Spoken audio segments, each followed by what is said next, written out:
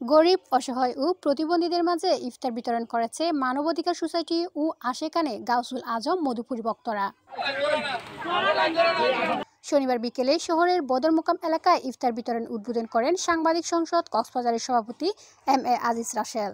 এই সময় প্রধান অতিথি হিসেবে উপস্থিত ছিলেন পরিবেশ মানবাধিকার কক্সবাজারের চেয়ারম্যান সাংবাদিক SM সৈয়দ উল্লাহ আজাদ।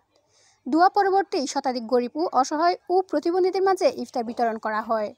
এতে আরও উপস্থিত ছিলেন মানবাধিকার সোসাইটির শহর শাখার সভাপতি আবু তাহের, বাংলাদেশ নির্মাণ শ্রমিক ফেডারেশন এর কক্সবাজার জেলা শাখার কার্যকরী সভাপতি আলহাজ আবুল কালাম আজাদ, মানবাধিকার কর্মী এফেক্সিয়ান সুলতান আহমেদ, ডেন্টাল অ্যাসোসিয়েশন এর জেলা সভাপতি ডাক্তার রমিজ উদ্দিন, আব্দুল খালেক, জামাল উদ্দিন, নির্মাণ শ্রমিক ফেডারেশন এর যুগ্ম সাধারণ সম্পাদক কাজী মোহাম্মদ নিজাম উদ্দিন সহ প্রমুখ। এছাড়াও সার্বিক সহযোগিতায় ছিলেন পরিবেশ মানবাধিকারের উপদেষ্টা ডক্টর মহিউদ্দিন, মোহাম্মদ আলমগীর, পরিবেশ মানবাধিকারের অর্থ সম্পাদক ফরিদুল আলম ও বিশিষ্ট সমাজসেবক শাহ নেওয়াজ সুলভ। News desk, digital Bangla TV.